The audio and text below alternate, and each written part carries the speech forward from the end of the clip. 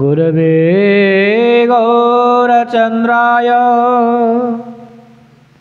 श्रीराधिकावैस्तदालये कृष्णाय कृष्णभक्ताय तद्भक्ताय नमो नमः। नमो महावदन्याय कृष्णप्रेमप्रदायते कृष्णाय कृष्णचैतन्य नाम्ने गौरतिषे नमः।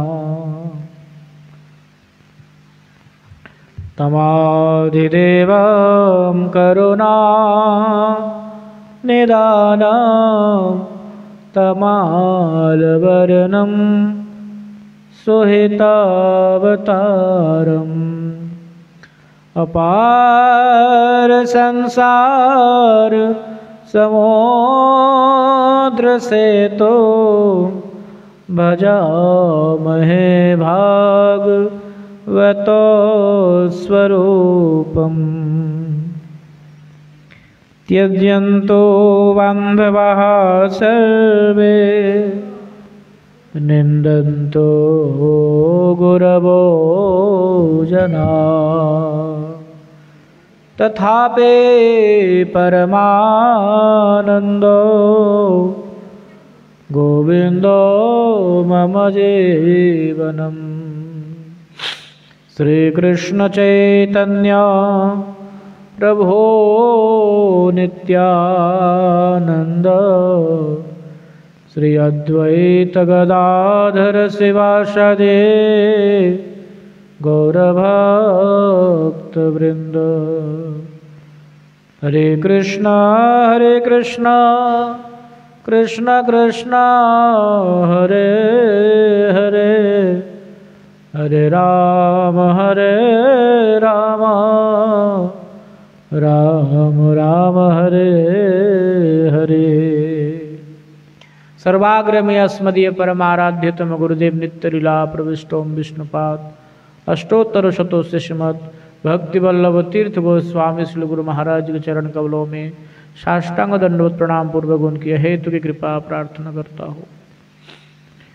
श्रीमठ के वर्तमान आचार्य परम पूज्यपाद त्रिदंडी स्वामी भक्ति विचार विष्णु महाराज के चरण कमलों में साष्टांग दंडवत प्रणाम करते हुए उनकी हेतु की कृपा प्रार्थना करता हूँ। हरि कथा श्रवण पिपासु सज्जन वृंद मातृवृंद सबके प्रति यथा योग्य विवादन पूर्वक सबकी प्रसन्नता प्रार्थना करता हूँ। तो हम लोग श्रवण कर रहे हैं श्रीमद् भागवतम के अष्टम स्कंध 11वें अध्याय एकादश अध्याय।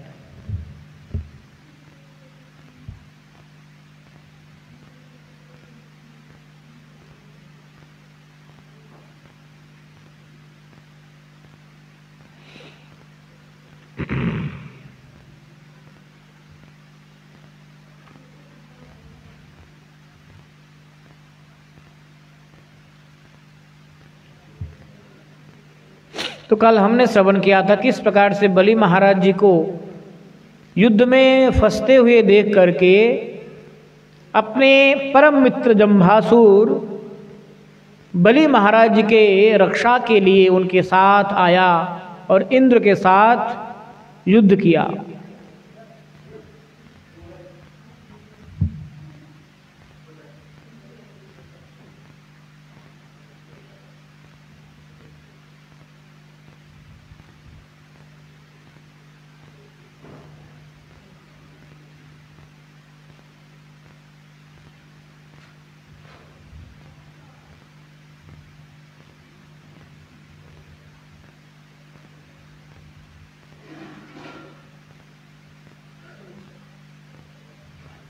ततो रथो मातलेन हरिर्भिर्दर्श शतैर्वृत्त्वै आनीतो दीपुत्सृज्य रथमारोहे विभुः।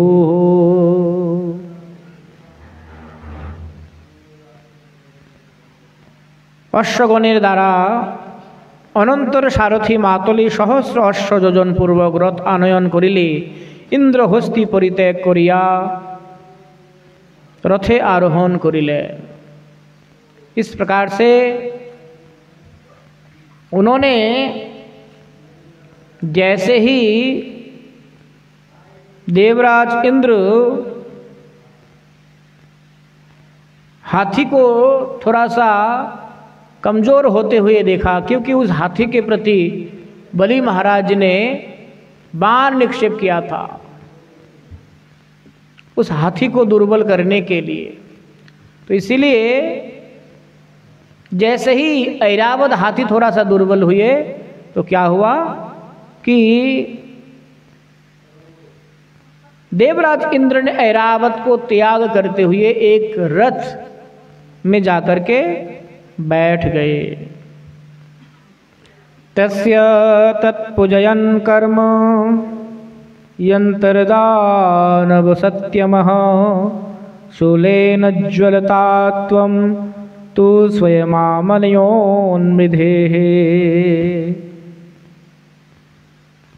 दानव श्रेष्ठ सारथी मातुलीर সেই কার্যের প্রশংসা করিয়া ঈষৎ হাস্য সহকারে জ্বলন্ত শূল দ্বারা তাহাকে প্রহার করিল।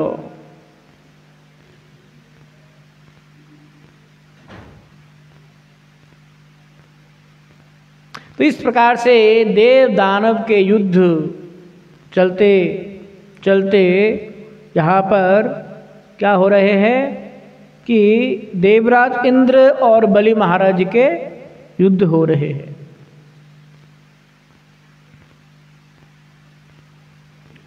हमारे सनातन शास्त्र में देव और दानवों के युद्ध के बारे में हर पुराण में, जो भी पुराण हम पढ़ेंगे, किसी न किसी पुराण में अल्टीमेटली हमें ये कथा मिल जाती है ना, जहाँ पर देवता और दानव आपस में लड़ रहे हैं, युद्ध हो रहे हैं। क्योंकि हर एक कहानी में, हर एक घटना में एक संघर्ष है, हर एक जीवन में एक संघर्ष है। संघर्ष के बिना कोई जीवन बनते नहीं है। किसी के जीवन में संघर्ष ना हो ऐसा नहीं हो सकता। हर एक के जीवन में संघर्ष है, वो अपने अपने लेवल के हो सकते हैं, अपने अपने तरीके से हो सकते हैं, मगर संघर्ष हर किसी के जीवन में है। जैसे एक चींटी एक पत्थर को लांग करके उस पार जाएंगे, उनके लिए वही बहुत बड़ी संघर्ष है। पर उसी एक पत्थर को हम क्या करते हैं, कदमों में लांग लेते हैं ना, हमारे लिए कोई बड़ी बात है नहीं है, पर एक चींटी के लिए बहुत बड़ी बात है। एक चींटी जब सोचते हैं कि अन्न का कण उनको बरसात से पहले जमा करके रखना है, चींटियां क्या करती है, बरसात से पहले वो लोग अपना जो खाना है संग्रह करके रख लेते हैं, है ना। आप देखते ना, कई बार आप देखना ध्यान से कि चींटियां क्या करते हैं, एक अन्न के कण को, एक चावल को, एक भात को क्या करते हैं, 4-5 चींटी मिलकर के ले जाते हैं। तो वो अन्न का कण एक ही है, पर उसी एक अन्न के कण को उठाना उनके लिए कितना मुश्किल है। उनके लिए वही बहुत बड़ा संघर्ष है। जैसे हम गोडाउन में काम में जाते हैं, हमारे शरीर पसीने पसीने हो जाते हैं, यह हमारे लिए संघर्ष है। अगर हम ये कहेंगे कि चींटियों को तो क्या ये इतना छोटी सी चीज़ उठाना होता है, अरे उनके लिए वही बहुत बड़ी संघर्ष है। तो हर किसी के जीवन में संघर्ष है। संघर्षहीन जीवन केवल क्या है, मृत्यु। जहाँ पर स्थिरता है उसे मृत्यु के स्वरूप माना गया। इसीलिए जो ब्रह्म हत्या का पाप होते हैं ना, ब्रह्म हत्या का पाप कई स्थानों में बांट दिया गया था। उनमें से ऐसा एक स्थान में बांट दिया गया, कौन से स्थान, जल, जहां पर आबद्ध होकर के एक जगह पर टिके रहते हैं और उस जल में बुदबुदे हो, उसे ब्रह्म हत्या पाप के स्वरूप माना गया। इसीलिए क्योंकि जल अपनी प्रवाह, अपनी धारा को छोड़ करके एक ही जगह पर बंधे रहेंगे तो बहुत कम समय में वो जल दूषित हो जाएंगे। इसीलिए आप देखना पुराने पुराने तालाब, पुराने पुराने पोखर में जाकर के देखिए, जल बड़े दूषित हो जाते हैं। क्यों? एक तो उनके संस्करण नहीं होते हैं बड़े लंबे समय से। जब तालाबों के संस्करण होते रहते हैं ना, तो नीचे से जल की, उनकी जो स्तर है, जल की धार है, वो चलती रहती है। ऐसे बहुत से पुष्कर तालाब मिलते हैं जिनका जल के रंग बदल जाते हैं, उनके जल आप आचमन भी नहीं कर सकते। क्यों? वो जल एक ही जगह पर टिके रहते रहते जल में प्रदूषण आ जाते हैं, दूषित हो जाते हैं जल। तो जल पवित्र कब तक है? जब तक उनकी धारा प्रवाह अविरल है ना। कहने का मतलब है जल जहां पर स्थिर हो गए, रुक गए, वहां पर जल अपवित्र हो जाएंगे। ऐसे ही मनुष्य के जीवन में भी, जिनके जीवन में स्थिरता आ गए, मानो वो मृत्यु के समान है, वो मुर्दे के समान है। जीवन में स्थिरता नहीं होनी है, चलते रहना है। चाहे आप खाड़ियों में चल रहे हो, चाहे आप पहाड़ियों से चल रहे हो, चाहे आप समतल भूमि में चलना तो आपको पड़ेगा। इसीलिए जो हमारा वो सांसें चलती है ना, आईसीयू में जब होते हैं, है ना, तो उसमें जब तक वो रेखाएं क्रमानुसार ऊपर नीचे, नीचे ऊपर, ऊपर नीचे, नीचे ऊपर, ऐसा प्रवाह से चलते रहेंगे, तब तक हमारी सांसें ठीक ठाक थोड़ी बहुत चलती रहती है। जो डेड इंसान होते हैं उनके लिए बिल्कुल उस रेखा समान हो जाती है, समतल में आ जाते। समतल में आ गया मतलब जिंदगी समाप्त। तो हर किसी के जीवन में संघर्ष आएगा ही आएगा। देव दानव का संघर्ष कोई नहीं है, और केवल देव दानव का ही क्यों, मैं तो कहता हूँ हर पंथा, जितने भी पंथा है ना, बाद में जितने भी पंथा प्रारंभ हुए, उन सभी पंथा में संघर्ष से भरे हुए हैं। अभी कल कृष्ण माता पूछ रहे थे ना, आप पूछ रहे थे ना कि युद्ध कब खत्म होगा।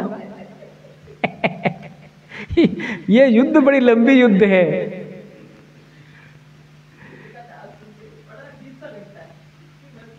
ये जो देव दानव का युद्ध है ना, एक तो क्या है, भागवत कथा में अगर होते हम लोग ना, जैसे भागवत कथाएं होते प्रेम जी, सप्ताह के अनुसार में जो होते हैं, उसमें तो क्या है, हम छोटे से एक टॉपिक को टच किया तो आगे निकल गए। परंतु हमारे मठ के नियम में क्या है, जब आप नियमित धारावाहिक क्रम से आप पढ़ते हो तो आप एक श्लोक को भी लांघ नहीं सकते। कभी भी पढ़िए आप, एक श्लोक को भी हम क्रॉस करके दूसरे श्लोक तक नहीं जा सकते। उसको धारावाहिक क्रम से आपको पढ़ना पड़ेगा, है ना।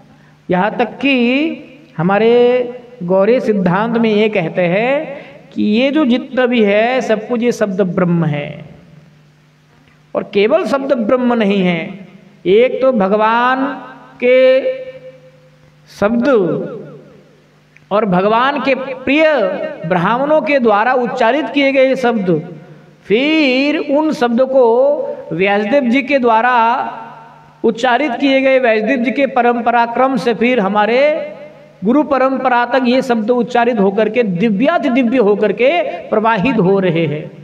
तो अगर समझ में आए, समझ में ना आए, आपको कुछ भी समझ में ना आए, केवल आपके कानों तक ये शब्द अगर पहुंच रहे हैं, इसी में ही भलाई है।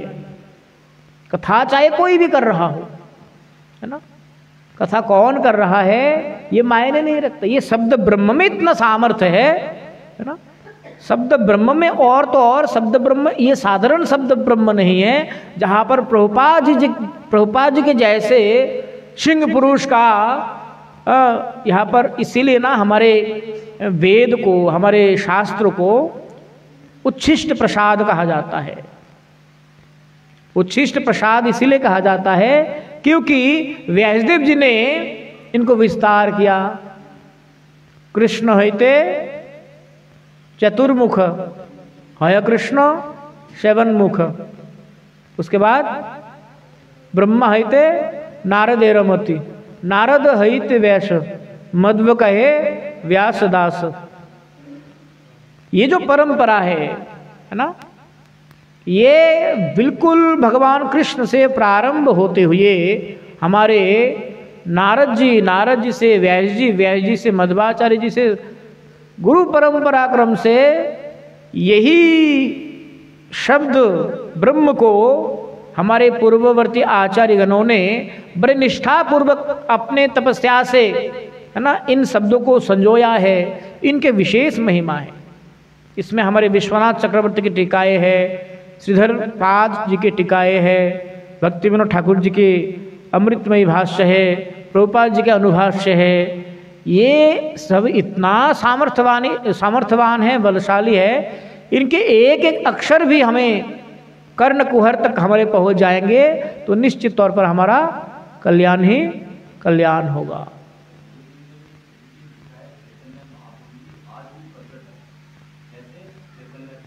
हाँ, चैतन्य चरितामृत, चैतन्य भागवत, है ना, ये साक्षात श्रीमन महाप्रभु ही है। इसीलिए श्रीमन भागवतख्याम साक्षात कृष्ण एव ही, श्रीमद् भागवतम में कहा गया कि जो भगवान कृष्ण हैं, अगर उनको आप दर्शन करना चाहते हो कलियुग में भी, तो प्रत्यक्ष कृष्ण केवल मात्र है श्रीमद् भागवतम। श्रीमद् भागवतम का अध्ययन किया आपने, श्रीमद् भागवतम का कथा आपने श्रवण किया, तो प्रत्यक्ष कृष्ण का ही आपने मानो संग किया है। उसी प्रकार साक्षात श्रीमन चैतन्य महाप्रभु आज भी विराजमान है, वर्तमान है, श्री चैतन्य चरितामृत के रूप में, श्री चैतन्य भागवत के रूप में। महाप्रभु कोई व्यक्ति विशेष नहीं है, महाप्रभु कोई ऐसा अवतार भी नहीं है कि कोई आया और चला गया, है ना।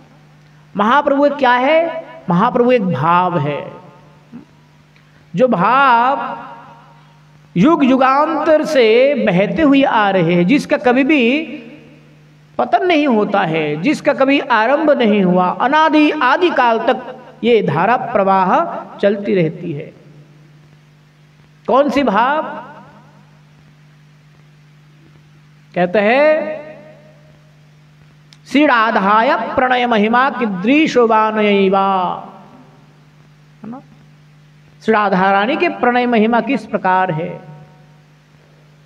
राधा रानी इतना कृष्ण के लिए क्यों विभोर है? क्या है कृष्ण में, है ना। ये तत्व को जानने के लिए साक्षात कृष्ण परेशान है। भाई मुझ में ऐसा क्या है जो मेरे लिए श्रीमती राधा ठाकुरानी इतना आकृष्ट रहती है? मैं तो उनको ऐसा कुछ समाज में कुछ भी नहीं दे पाया, उनको लांछनाएं मिली, गंजनाएं मिली, सब कुछ, परंतु फिर भी श्री राधाया प्रणय महिमा कीदृशोबानयैवा, है ना। राधा रानी के प्रणय महिमा किस प्रकार से है? राधा प्रेम तत्व को जानने के लिए, राधा प्रेम तत्व को समझने के लिए साक्षात भगवान कृष्ण ही श्रीमन चैतन्य महाप्रभु के रूप में प्रकट हुए। इसीलिए श्रीमन चैतन्य महाप्रभु का दर्शन अगर इस समय में भी कोई करना चाहते हैं, इसीलिए हमारे चैतन्य चरितामृत में कहा गया है, अद्यपि शै लीला करे गौर राय, कोनो कोनो भाग्यवान देखी बारे पाए। आज भी श्रीमन महाप्रभु जी वो दिव्य लीलाएं कर रहे हैं। वो कोई कोई बिरला ही भाग्यवान होते हैं जिनको भगवान दर्शन होते हैं। चैतन्य महाप्रभु का दर्शन कृपा किसी किसी को प्राप्त होते हैं। तो जो हमारा प्रसंग है देव और दानवों के युद्ध, ये संघर्ष की कथा है। आप रामायण में चले जाइए, वहाँ पर युद्ध है। महाभारत में चले जाइए, यहाँ पर युद्ध है ना। इलियाड ओडिसी में चले जाइए, होमर के द्वारा लिखित, ग्रीक के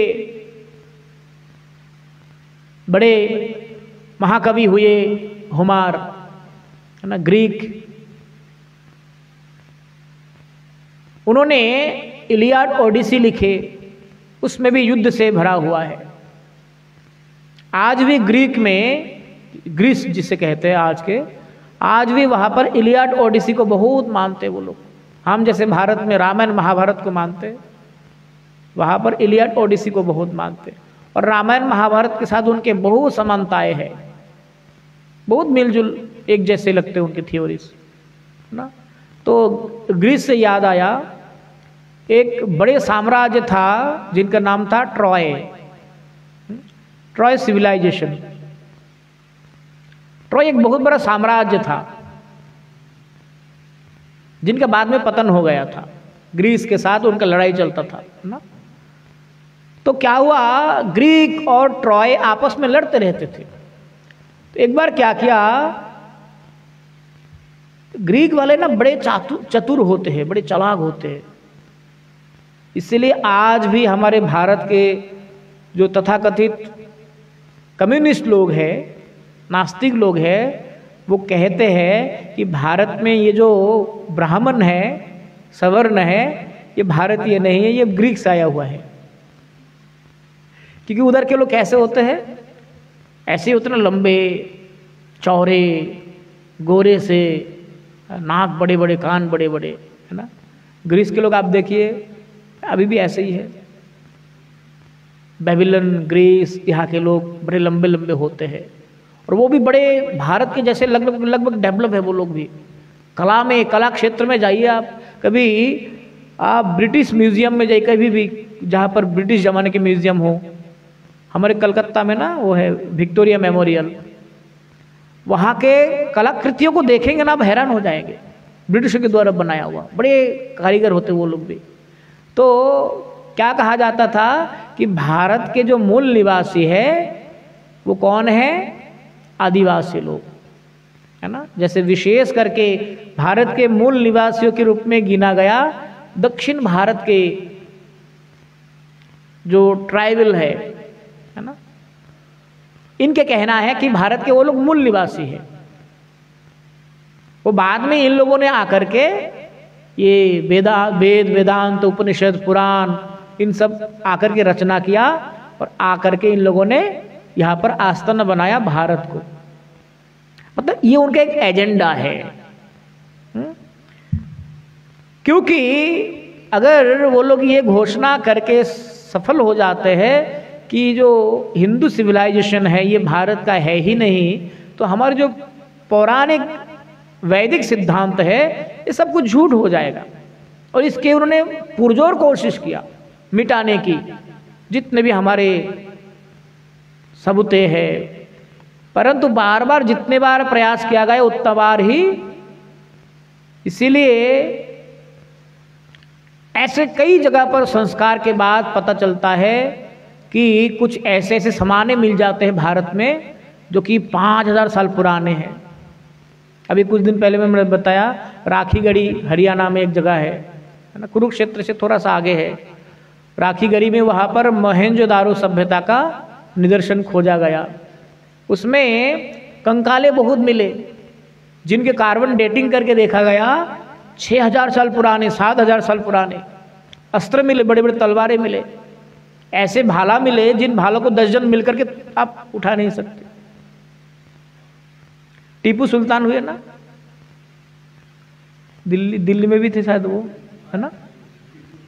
टीपू सुल्तान के एक तलवार है कलकत्ता में रखा हुआ, इतनी बड़ी तलवार प्रेम जी आप उठा नहीं सकते। महाराणा प्रताप के कभी तलवार को देखना आप, सोच सकते हैं। तो ऐसे ऐसे निदर्शन मिलते जहां पर 7000 साल पुरानी सिविलाइजेशन। अब भारत में अगर 7000 साल पुरानी सिविलाइजेशन मिल रहे हैं, इसका मतलब वो लोग भारत के ही थे, है ना, दूर से थोड़ी ना आए थे। तो जो भी है, कहने का तात्पर्य है संघर्ष, युद्ध, लड़ाई ये बुरी चीज नहीं है,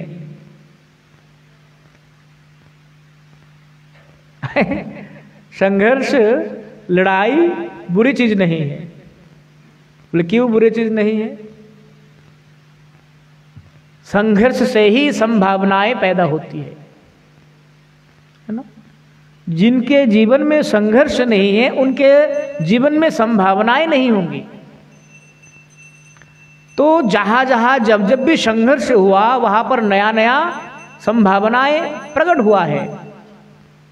अभी मैंने बताया था ट्रॉय और ग्रीस का लड़ाई चल रहा था, तो बीच में क्या हुआ कि ग्रीस वाले ना बड़े चतुर थे। इन लोगों ने क्या किया कि इनको अस्त्र से शस्त्र से ट्रॉय को हराया नहीं जा सकता है, तो क्या करे, ग्रीस वालों ने एक बड़े चातुरता पूर्वक बड़े लकड़ी का घोड़ा बनाया। लकड़ी का घोड़ा मतलब बहुत बड़ा, या छोटे मोटे नहीं, जैसे समुद्री जहाज होते ना, इस टाइप के बनाया। और घोड़ा बना करके क्या किया,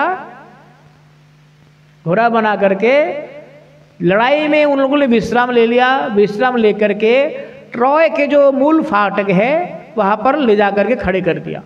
और इतने बड़े घोड़ा है, उनके ट्रॉय के सैनिकों ने देख करके बड़ा खुश हुआ। उनको लगा होगा कि ग्रीस हमसे डर गए, भयभीत हो गया, और ये हमारे तोहफे के रूप में हमारे सामने रखा है, हमें खुश करने के लिए।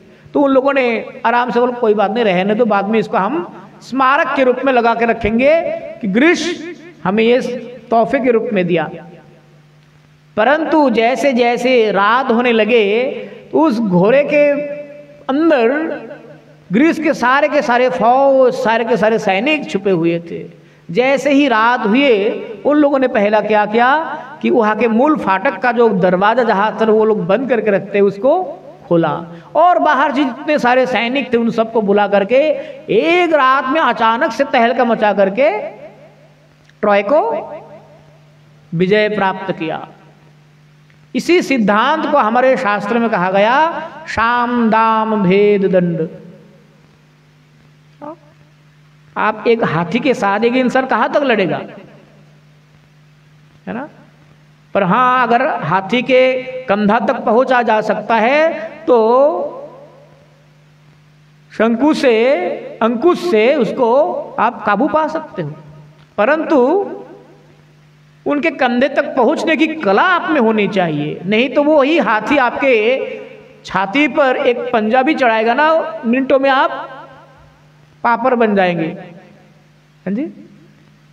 तो मस्तिष्क में विचार लाया मनुष्य के क्या किया जा सकता है, उस हाथी के जो कि इतने बलशाली है, उसी हाथी के कंधे पर चढ़ करके महावत के रूप में उसके कान में अंकुश लगा करके उसको कंट्रोल कर रहा है। तो ऐसे ही संघर्ष आवश्यक है, संघर्ष नहीं होने से संभावनाएं नहीं होंगे। यहां पर देवताओं के जीवन में संघर्ष है, देवताएं बार बार मुसीबत में फंस रहे हैं, तभी तो भगवान को याद कर रहा है, नहीं तो कौन किसका।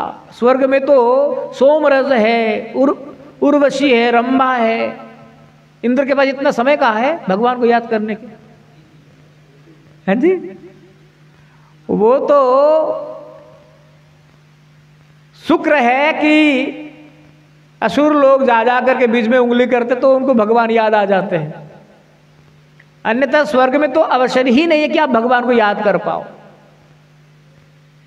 स्वर्ग में भगवान का भजन नहीं किया जा सकता है, क्योंकि स्वर्ग है ही भोग के लिए, वहां पर भक्ति पॉसिबल नहीं है। कोई महाभागवत को भी स्वर्ग में भेज दोगे ना, बिगड़ जाएगा 2 दिन में इसलिए बिगड़ेंगे क्योंकि वहां के वातावरण ऐसे है, वहां के परिवेश ऐसे है। इसलिए ब्रह्मा जी भी वहां पर विचलित हो जाते, इंद्र भी विचलित हो जाते। क्यों? क्योंकि वो भोग की भूमि है, वहां पर भक्ति नहीं कर सकते आप। तो इसीलिए अगर उनके जीवन में संघर्ष नहीं होते तो बार बार कैसे वो भगवान को याद कर रहे होते। अभी 2 दिन पहले के एक श्लोक हम पढ़ रहे थे, यहां पर बड़े महत्वपूर्ण श्लोक था।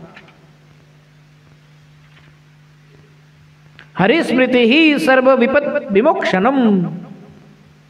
ये देवता ही इतने परेशान थे असुरों से, बार बार परेशान, क्या किया जा सकता है। जैसे ही उन्होंने भगवान को स्मरण किया, भगवान श्री हरि गरुड़ के पीठ पर बैठे हुए वहां पर उनका केवल मात्र आगमन हुआ। आगमन होते ही बलि महाराज के द्वारा जितना माया फैलाए गए थे वो मिनटों में माया गायब हो गई वहां से। जब क्या हुआ, समुद्र मंथन हुआ। समुद्र मंथन के बाद भगवान मोहिनी के रूप में आए और भगवान ने सब देवताओं को अमृत पिला दिया। अब दानव लोग थोड़ी ना छोड़ेंगे, वो भी कम थोड़ी ना है। बलि महाराज ने अपने सेनाओं को लेकर के चढ़ाई कर दिया देवताओं के ऊपर, आप छोड़ेंगे नहीं कैसे भी हो। ऐसी स्थिति में बलि महाराज ने ऐसा मायावी प्रकोप वहां पर फैलाया, माया का पूरा संसार रच दिया कि देवराज इंद्र के लिए भी परेशान हो गए, वो भी कि कैसे इनसे छुटकारा पाया जा सकता है। उसी समय क्या हुआ कि भगवान विष्णु को इन्होंने स्मरण किया। जैसे ही भगवान विष्णु मात्र केवल पहुंचे ही थे, उसी समय उनके पहुंचने से ही माया अपने आप गायब हो गए। तो भगवान तब तक पहुंचे भी नहीं थे, केवल मात्र क्या किया, हरिस्मृति ही सर्व विपद विमुक्षणम, केवल मात्र देवताओं ने भगवान को स्मरण किया ही था कि माया समाप्त हो गए वहां से। तो हरिस्मृति ही हमारे सभी विपत्तियों का समाधान है। हरिस्मरण ही सभी विपत्तियों का क्या है, समाधान है।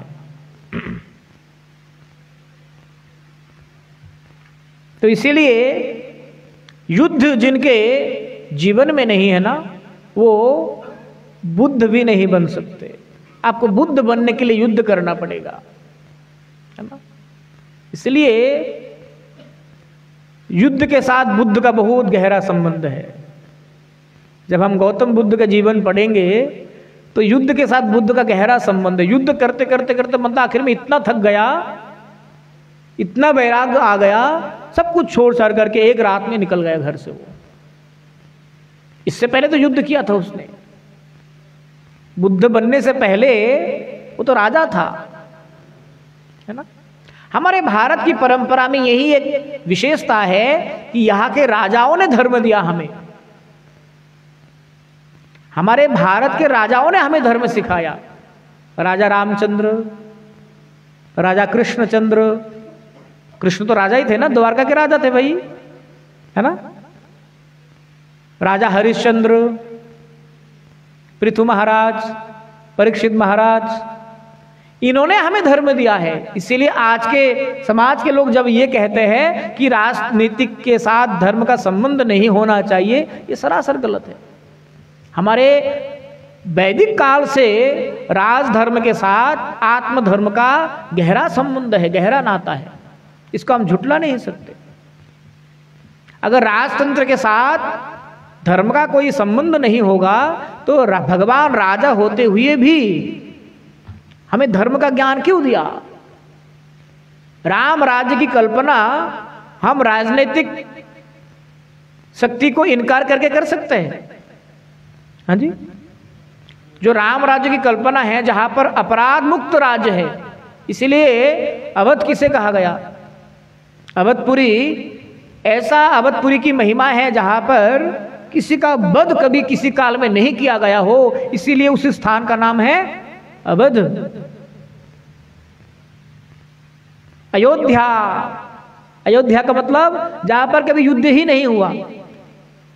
इसीलिए राम रावण का युद्ध से लेकर के सब कुछ कहां पर हुआ, अयोध्या से बाहर हुआ। अयोध्या में आज तक लड़ाई नहीं हुई। हाँ, 92 में हुआ था, 92 में हुआ था, जब वो गिराए गए थे ना कार सेवकों के द्वारा। उसको भी युद्ध नहीं कह सकते, वो उसको क्या कह सकते, विजय उत्सव कह सकते, शौर्य उत्सव कह सकते हैं। अयोध्या में आज तक युद्ध नहीं हुआ, इसीलिए उस स्थान का नाम अयोध्या है। तो ऐसे सुंदर राम राज्य की कल्पना हम राजनीतिक परिस्थितियों के बिना हम कर सकते हैं।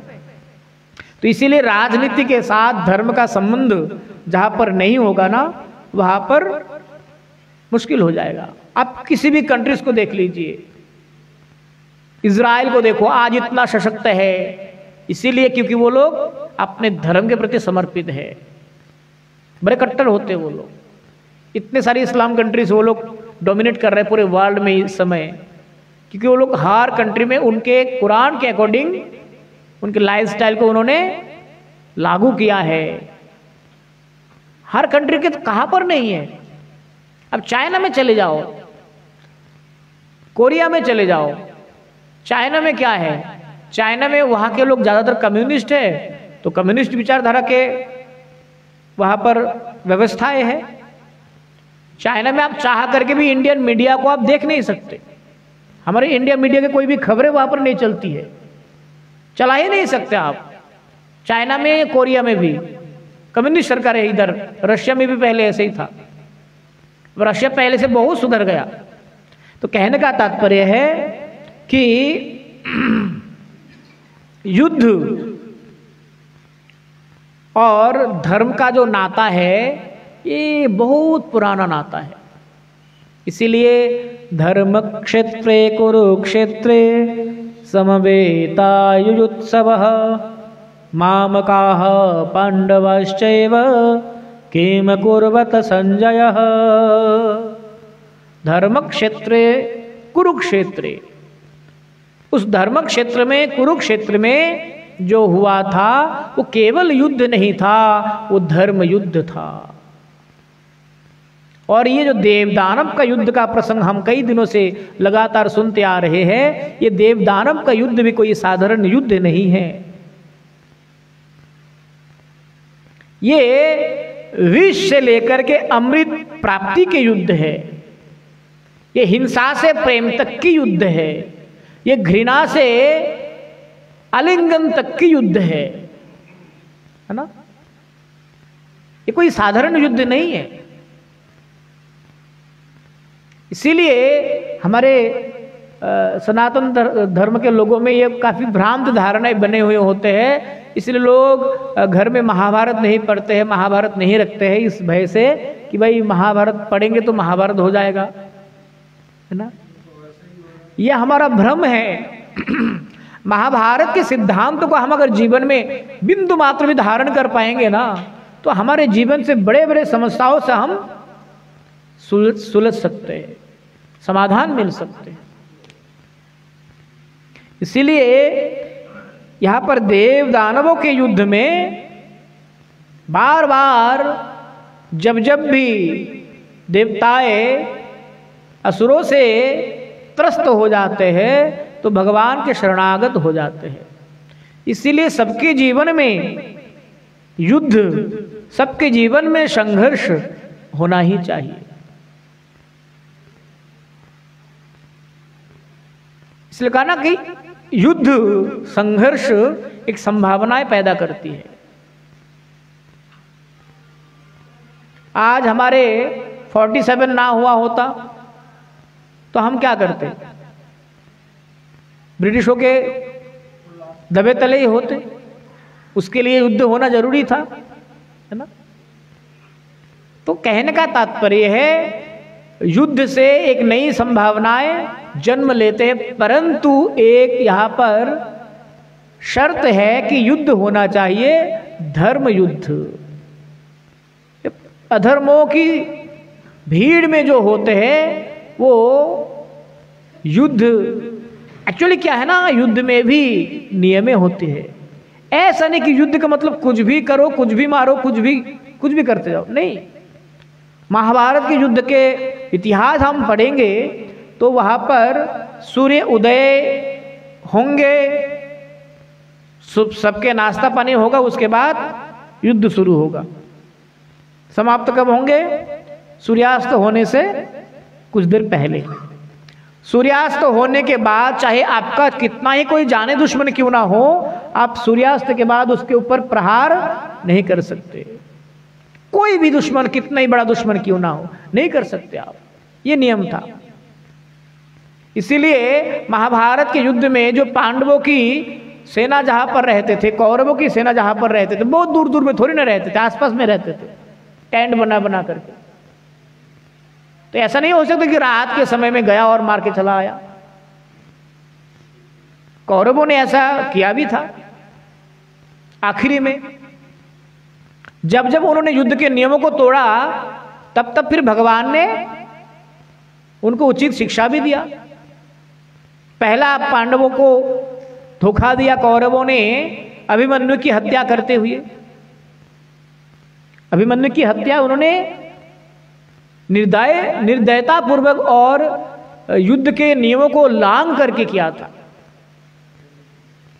अभिमन्यु पहला तो ये शिशु था। शिशु मतलब इतना भी शिशु नहीं था, क्योंकि क्षत्रिय के घर में जन्म लिया मतलब वो वीर है, ये कंपलसरी है। वो बच्चा भी होगा ना तो बच्चा भी नहीं छोड़ेगा, उसके अंदर जितना ताकत है वो उसका प्रयोग करके, चाहे एक लाठी मार के क्यों ना वो भाग करके आ जाएगा।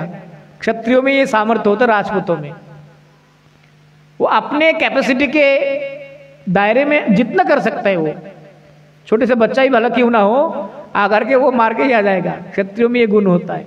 तो अभिमन्यु भले ही बालक थे, वो चक्रव्यूह में प्रवेश करने की कला तो उनको आता था। अब बाल बुद्धि में क्या होता है ना, जल्दबाजी बहुत होती है ना, बाल बुद्धि है ना, तो उसने जल्दबाजी में उसको याद है कि चक्रव्यूह में कैसे प्रवेश किए जाते, पर उसको लगा कि मैं चक्रव्यूह में घुस करके सबको मार करके आ जाऊंगा। पर उनको ये याद नहीं, उनको ये पता नहीं था कि उनको चक्रव्यूह में घेरने के लिए कौरव नहीं रहेंगे। कौन रहेंगे? बड़े बड़े रथी महारथी, कृपाचार्य, द्रोणाचार्य, धृतराष्ट्र, दुर्योधन, धृतराष्ट्र नहीं थे, दुर्योधन, दुशासन, सब के सब बड़े बड़े धुरंधर, और सामने छोटा सा एक बालक। उस चक्रव्यूह में फंस करके जब निकलने का उनको रास्ता नहीं मिल रहा था, ऐसे स्थिति में निर्दयता पूर्वक उनको वध करके मारा गया। और तो और कब क्या हुआ, फिर अच्छा मीटिंग है महाभारत के अंतिम पर्व में क्या हुआ कि फिर से जब अश्वत्थामा ने क्या किया, अश्वत्थामा ने आकर के पांडवों के पांचों सर काटने के बजाय उन्होंने क्या किया, पांडवों के पुत्रों के सर काट करके लेके आए। ये भी युद्ध के नियम के विरुद्ध था, क्योंकि एक तो सोए हुए बालक थे और दूसरा वो बालक थे। तो इसलिए जहां जहां जब जब भी महाभारत के युद्ध में युद्ध के नियमों को उल्लंघन किया गया, वहां वहां भगवान ने समय समय पर कौरवों को भी उचित शिक्षा दिया था। इसीलिए बिल्कुल अंतिम पर्व में जब दुर्योधन का जंघा तोड़ा जा रहा था, है ना, तो उस समय दुर्योधन के जंघे पे बाली ने प्रहार किया गदा से। उस समय बलदाऊ आ गए कृष्ण के साथ खड़े होकर के, कृष्ण तू ये गलत कर रहा, ये जंघा पे ना मार नहीं सकते हम, रेसलिंग होते ना, रेसलिंग में हमारे सेंसिटिव बॉडी पार्ट्स में आप टच नहीं कर सकते, आप मार नहीं सकते, जंघा सेंसिटिव है। कहते दाऊ जी आप नियम सिखा रहे हो कि यहाँ पर नहीं मारना है, वहां पर मारना है। अभिमन्यु को जब मारा गया था तो तुम कहाँ थे? जब पांडवों के 5 पुत्र को मार दिया गया रातों रात, तब तुम नहीं आए थे। तो नियम सिखाने मत आना अभी। इसलिए शास्त्र में एक सिद्धांत क्या दिया, सठे सठ्यम आचरित। जो सठ व्यक्ति है उनके साथ आप धार्मिक बन करके नहीं रह सकते। आगे की कथा हम लोग काल श्रवण करेंगे। अभी और भी हमारा मीटिंग होगा कार्यक्रम को लेकर के। वांछा कल्पतरुभ्यश्च कृपा सिंधुभ्यः पतितानां पावनेभ्यो वैष्णवेभ्यो नमो नमः।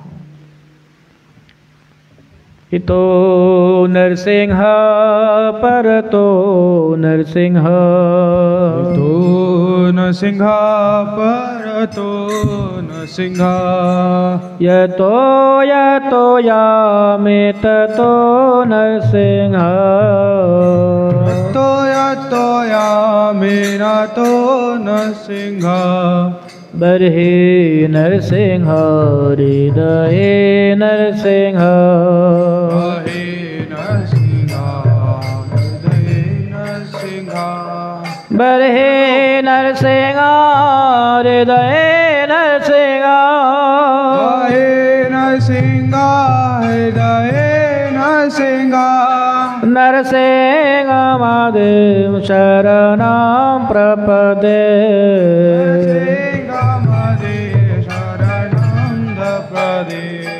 ओ नमस्ते नरसिंहाय प्रह्लादलदायिने।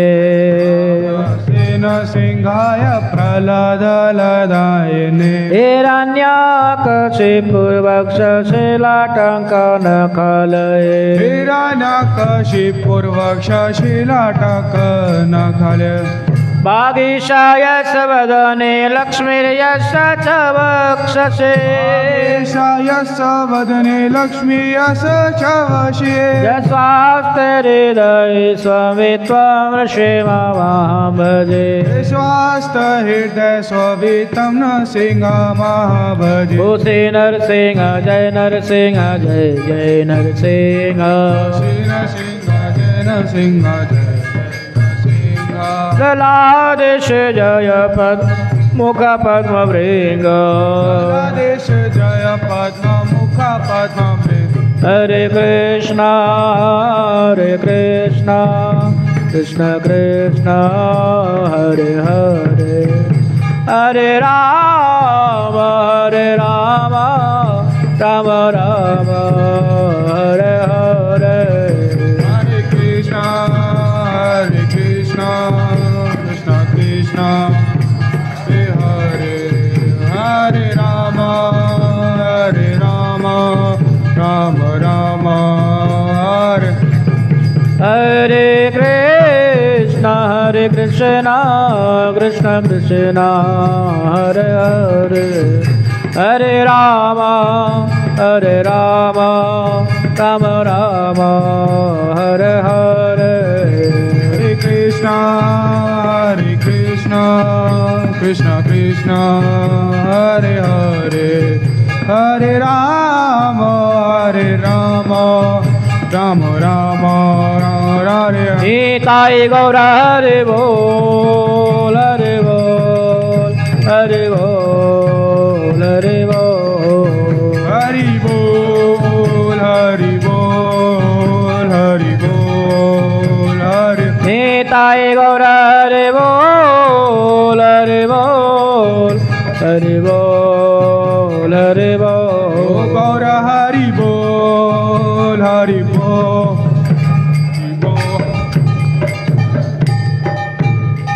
गौर हरि बोल हरि बोल हरि बोल हरि निताय गौर हरि बोल हरि बोल हरि बोल हरि बोल। श्री गुरु गौरांग गंधर्व गिरिधर राधा मदन राधा गोविंद गोपीनाथ जीव की जय। श्री राधा श्याम सुंदर शिवन महाप्रभु श्री पंच पांडव जीव की जय। तुम विष्णुपाद अष्टोत्तर शतशिष्यन भक्ति वल्लभ तीर्थ गोस्वामी श्री गुरु महाराज की जय। नित्यलीला प्रविष्टम विष्णुपाद अष्टोत्तर शतशिष्यन भक्ति दयित माधु गोस्वामी परम गुरु महाराज की जय। जगत गुरु श्री प्रभुपाद भक्ति सिद्धांत सरस्वती गोस्वामी ठाकुर महाशय की जय। ग्रंथराज श्रीमद् भागवतम की जय। कृष्ण द्वैपायन वेदव्यास जी महाराज की जय। अखिल भारतीय श्री चैतन्य गौरी मठ के वर्तमान आचार्य परम पूज्यपाद त्रिदंडी स्वामी भक्ति विचार विष्णु महाराज की जय। पूज्यपाद भक्ति विवेक नारद सिंह महाराज की जय। हरिकथा श्रवण विपासु सज्जन विद्या मातृवृंद की जय। हरिनाम संकीर्तन की जय। गौर प्रेमानंदे हरि हरि।